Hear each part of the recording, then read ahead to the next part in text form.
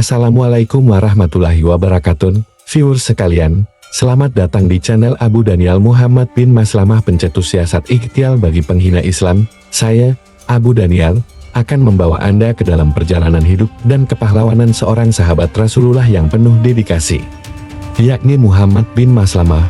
Mari kita simak kisah inspiratif seorang mujahid yang tidak hanya setia pada ajaran Islam, tetapi juga menjadi tokoh kunci dalam menjaga kehormatan umat muslim.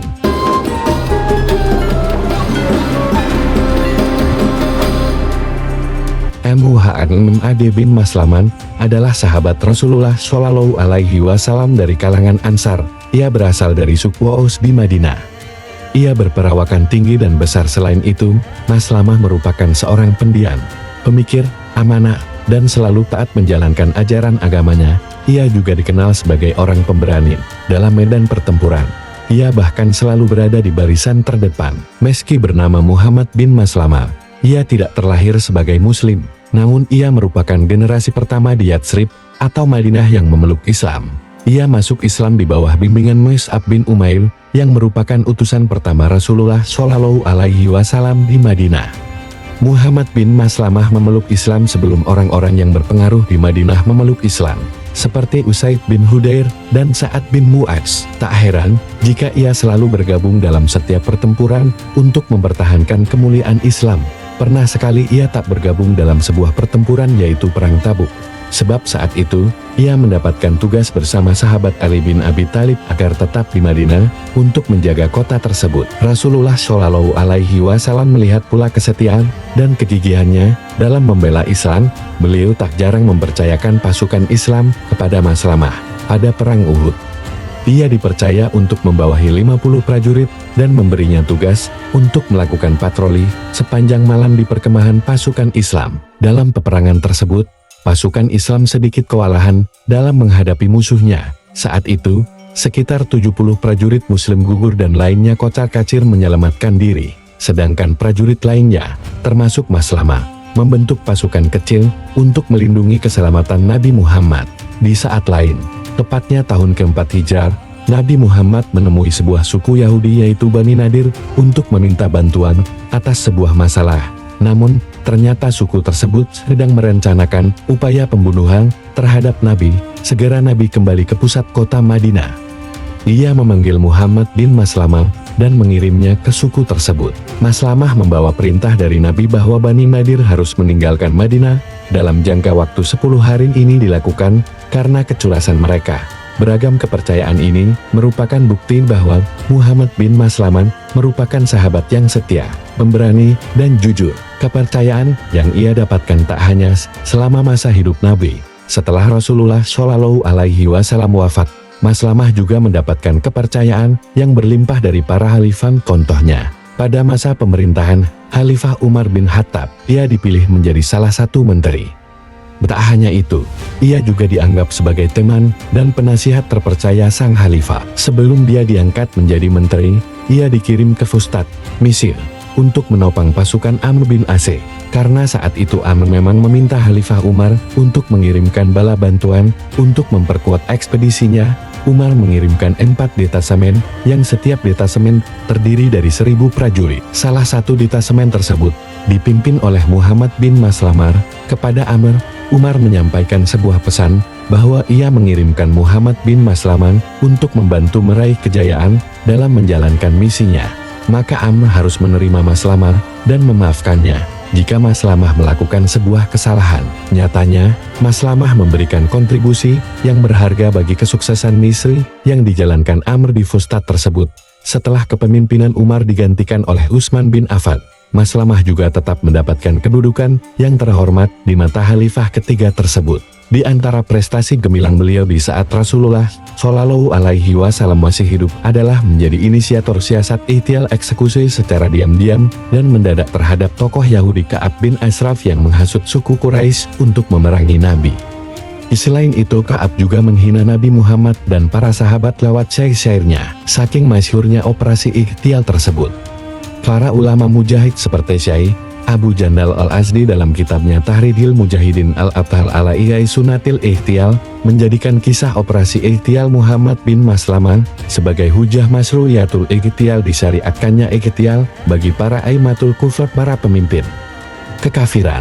Berikut ini adalah kutipan dari kitab yang ditulis Abu Jandal Al-Azdi mengenai kisah operasi Ikhtial yang dilakukan Muhammad bin Maslamah bersama anggota timnya terhadap Yahudi penghina Islam Ka'ab al-Ashraf. Dari Jabir bin Abdillah, bahwa Rasulullah Shallallahu Alaihi Wasallam berkata, siapa yang mau membereskan Ka'ab bin al-Ashraf, sesungguhnya dia menyakiti Allah dan Rasul-Nya. Maka berdirilah Muhammad bin Maslamah, ia berkata, wahai Rasulullah, apakah engkau suka aku membunuhnya? Beliau menjawab, ya, kalau begitu izinkan aku nanti mengucapkan sesuatu. Pintanya, katakan saja, kata Rasul. Maka Muhammad bin Maslamah datang kepada Ka'ab bin al-Ashraf dan berkata, siapa sebenarnya lelaki itu? Maksud dia adalah Nabi Shallallahu Alaihi Wasallam. Dia memungut zakat dari kita dan membebani kita. Sesungguhnya aku datang kepadamu untuk bersekutu denganmu. Ka'ab berkata, demi Allah, tuliskan surat saksi untuknya.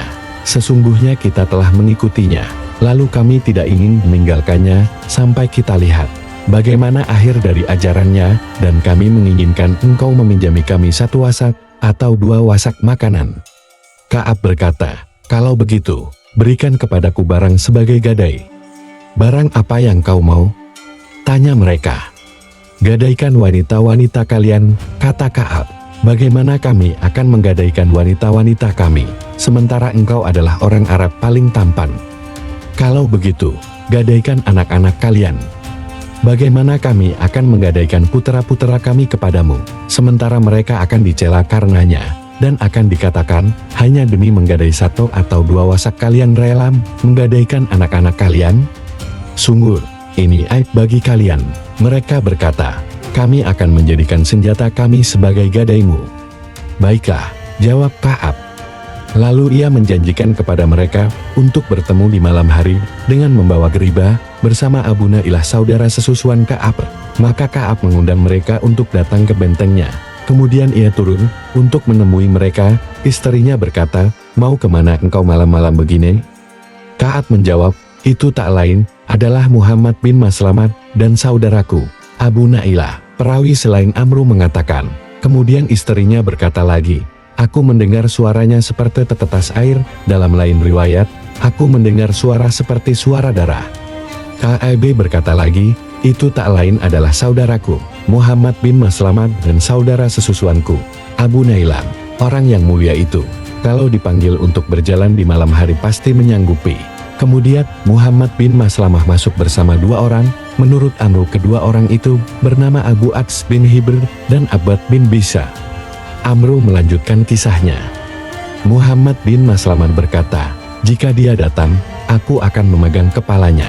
Maka jika kalian telah melihatku berhasil melumpuhkannya, penggalah lehernya. Inilah cara untuk membunuh orang seperti dia, sebab dia berbadan besar dan kuat. Ketika ia turun dari benteng sembari menyandang pedangnya, mereka berkata, kami mencium aroma harum dari tubuhmu, ya, jawab Ka'ab. Istriku adalah wanita Arab paling harum. Muhammad bin Maslamah berkata, bolehkan aku mencium baunya? Silahkan, kata Ka'ab. Ia pun pura-pura menciumnya. Ia berkata, bolehkah kuulangi lagi? Maka ketika itulah Muhammad bin Maslamah berhasil melumpuhkannya. Kemudian ia berkata, giliran kalian, bunuhlah dia. Mereka akhirnya berhasil membunuhnya. Muttafaq alaih. Kemudian orang-orang Yahudi datang kepada Nabi Shallallahu Alaihi Wasallam setelah terbunuhnya Ka'ab bin al-Ashraf. Mereka berkata, wahai Muhammad, teman kami terbunuh tadi malam, padahal dia adalah salah satu tokoh pemuka kami. Dia dibunuh secara diam-diam ikhtial tanpa dosa dan kesalahan apapun sejauh yang kami tahu.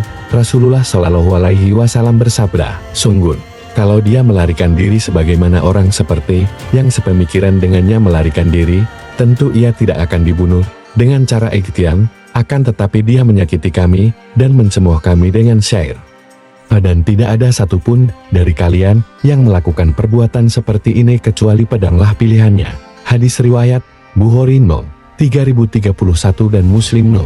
Tahun 1801, Ka'ab bin Al-Ashraf memang biasa memprovokasi orang-orang musyrik untuk memusuhi kaum muslimin. Ia juga mencela Nabi SAW dengan syairnya dan menggoda istri-istri kaum muslimin. Ibnu Hajar rahimahullah berkata, di dalam Mursal Ikrimah dikisahkan, pagi harinya kaum Yahudi ketakutan. Lalu mereka datang kepada Nabi SAW dan berkata, pemuka kami terbunuh secara diam-diam. Akhirnya Nabi SAW menceritakan kelakuan Ka'ab kepada mereka, di mana ia suka memprovokasi orang untuk menyakiti beliau dan kaum muslimin.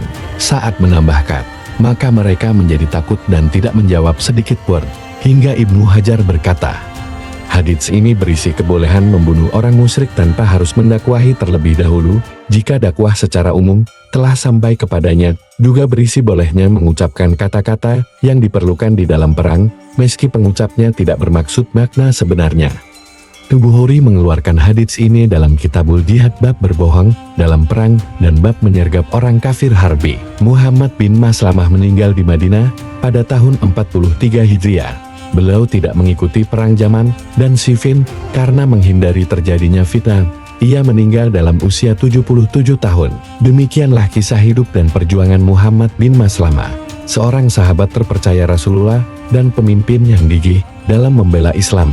Semoga kita dapat mengambil pelajaran dari kesetiaan, keberanian, dan dedikasinya. Jangan lupa untuk like, subscribe, dan bagikan video ini agar semakin banyak orang yang mengenal dan terinspirasi oleh keteladanan sahabat-sahabat Rasulullah.